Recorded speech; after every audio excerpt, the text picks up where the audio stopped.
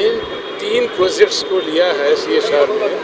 एक हेल्थ में बहुत सी एक्टिविटीज़ के साथ में हम एम्बुलेंस प्रोवाइड करते हैं। लास्ट ईयर हमने 6 एम्बुलेंस प्रोवाइड की थी और इस बार भी हमारा प्लान है कम से कम हम 12 एम्बुलेंस प्रोवाइड करेंगे। और इसके अलावा हमने एक वाटर एम्बुलेंस प्रोवाइड किया है डल लेक के लिए, वो भी आधार का एक बड़ा इनिशिएटिव है। जो वाटर एम्बुलेंस की बात कर रहे हैं, नरेंद्र मोदी जी ने उसका चर्चा भी किया था मन की बात में, तो वो कितनी इंस्पायरिंग चीज़ है आपके लिए? हाँ, ये हमारे लिए बड़ा सौभाग्य आधार का है कि प्रधानमंत्री ने अपनी मन की बात में उसका जिक्र किया था। और उससे फ़ायदा क्या मिला कि जो 15,000 लोग डल लेक के चारों तरफ रहते हैं, 20,000 लोग करीब रहते हैं, वो 1500 फैमिलीज हैं, उनको उससे बेनिफिट मिलने वाला है। विनोद जी, आप लीडिंग स्पोर्ट्स पर्सन है इंडिया के, क्या कहना चाहेंगे जब आपको इस तरह का कॉर्पोरेट सोशल रिस्पॉन्सिबिलिटी को रिप्रेजेंट करने का मौका मिलता है, कैसा लगता है आपको? नहीं, हमेशा से, बिकॉज हमारा मोटो ही होता है कि देश को रिप्रेजेंट करना है। और जब भी हम देश को रिप्रेजेंट कर रहे हैं तो हम बहुत से लोगों को मोटिवेट करते हैं, इंस्पायर करते हैं। तो जब मुझे फ़ोन आया था कि आपको इसके लिए जाना है, तो और मैं खुद से ये सब चीज़ करते रहता हूँ। और जब मैंने तो मतलब एक बार भी नहीं सोचा था कि मुझे ना बोलना चाहिए।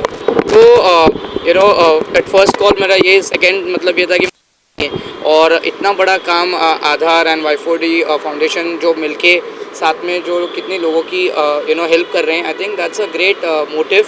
और बहुत से लोगों को कॉर्पोरेट हाउस को सीखना चाहिए, इनफैक्ट और भी करना चाहिए। मैं हमेशा यही बोलता हूँ कि आप जितना दोगे आप उतना जियोगे, तो इट्स वेरी सिंपल। और इससे बहुत सारी लाइफ भी संभल जाती है।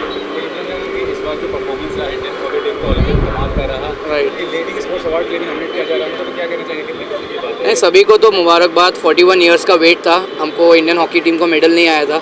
41 इयर्स का वेट के बाद एक मेडल आया है हमारे कंट्री में। स्पेशली वुमेंस टीम ने जो प्रदर्शन किया था पूरे ओलंपिक्स में, आई थिंक अभी लोगों का काफ़ी ध्यान दूसरे स्पोर्ट्स से हॉकी की तरफ भी बढ़ रहा है।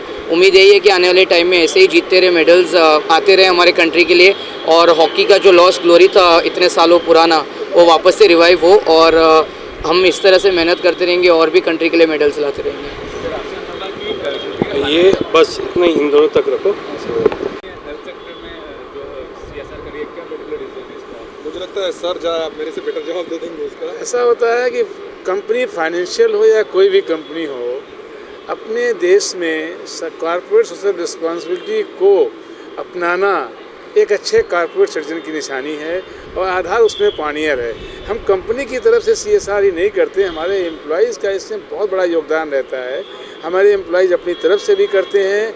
और सबसे महत्वपूर्ण है CSR में अवेयरनेस लोगों के बीच में लाना।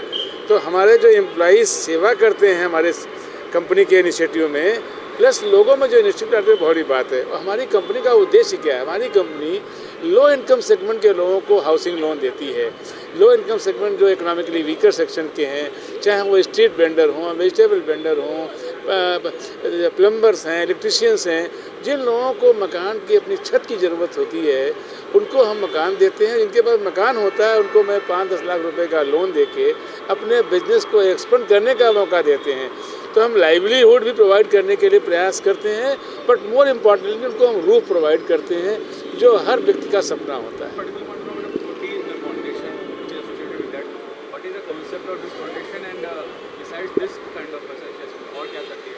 देखो, ये Y4D फाउंडेशन तो हमारे निगम साहब पूरा बताएंगे। इनकी बहुत सी एक्टिविटीज़ हैं। ये डिफरेंट कॉर्पोरेट्स के साथ में पार्टनरशिप करके CSR के प्रोजेक्ट को इम्प्लीमेंट करते हैं। और हमने भी देखा कि इनका रीच बहुत ज़्यादा है, इनकी टीम का इन्वॉल्वमेंट बहुत ज़्यादा है, एग्जीक्यूशन जो हमारे फंड्स का है उसका प्रॉपर है। तो मैंने इनकी परफॉर्मेंस को देखते हुए इनको ओपन किया। मुझे बड़ी खुशी है कि जो भी काम हमारे साथ ये कर रहे हैं, वो खाली ये नहीं है कि हमने एम्बुलेंस दे दिया है, उसकी मॉनिटरिंग करना, कितने लोग उससे फ़ायदा पा रहे हैं और एक्चुअल लोग कितने लोग हम पहुंच रहे हैं। और हम एक जगह नहीं रहते हैं, हमने डिफरेंट स्टेट में, हमारा 20 स्टेट में काम है। तो हम कोशिश ये कर रहे हैं कि हम हर स्टेट में 2-4 शहरों में एम्बुलेंस को प्रोवाइड करें 1-2 साल के अंदर। वो हमारा उद्देश्य है।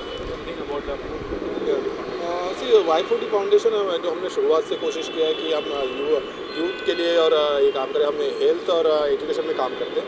इसमें हेल्थ हमारा आधार बहुत बड़ा पार्टनर है।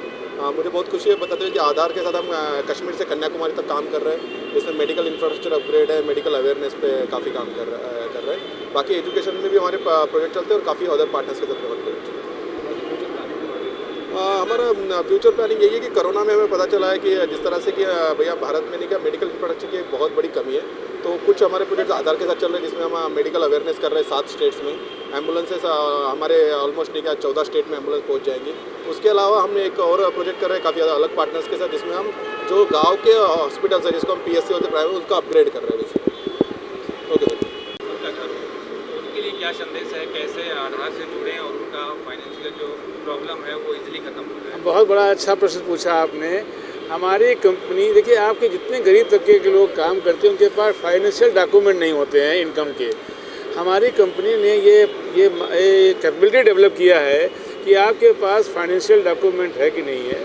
आप जो मकान ले रहे हैं वो मकान का आपको आइडिया है, उसमें हम गाइड करते हैं और उनकी जो इनकम का सोर्स है हम उनके साथ बैठ के 1 घंटे बैठ के पता कर लेते हैं कितनी इनकम है और उसके बाद उसी हिसाब से उनकी रिपेइंग कैपेसिटी होती है। मैं आपको बताऊं, जितने गरीब तबके के लोग होते हैं ये बहुत ही अपनी किस्त का ख्याल रखते हैं, ये किस्त को तोड़ते नहीं क्योंकि मजबूरी ना आए। अब कोरोना की मजबूरी आ गई तो उनके पास पैसा नहीं तो नहीं कर सकते हैं, लेकिन ये लोग ईमानदार होते हैं, अपनी किस्त को टाइम पे देते हैं और हमें बहुत तकलीफ़ नहीं होती। हमें गर्व ये होता है कि जब इनका सपना हम पूरा करते हैं, क्योंकि इनके लिए लाइफ में एक ड्रीम है, हर किसी का ड्रीम होता है, तो उनको हम अपना मकान देते हैं। ये लोग मोस्टली मकान कहाँ ले पाएंगे, विरार, कल्याण या बड़े शहरों के आउटस्कर्ट्स पे। तो हमारी जो ब्रांचेज भी हैं वो शहर के अंदर नहीं है, हमारी ब्रांचेज आउटस्कर्ट्स पे हैं, जिससे कि हम अपने कस्टमर की रीच को पहुँचा सकें। काम यहाँ करते शहर में है, घर वो विरार या कल्याण है उसके आगे रहते हैं, तो उनको हम मकान 8 लाख, 10 लाख, 15 लाख, हमारी ये कंडीशन नहीं है कि मकान हम 25 लाख ही लोन देंगे। 5 लाख लोन चाहिए वो भी लोन देते हैं।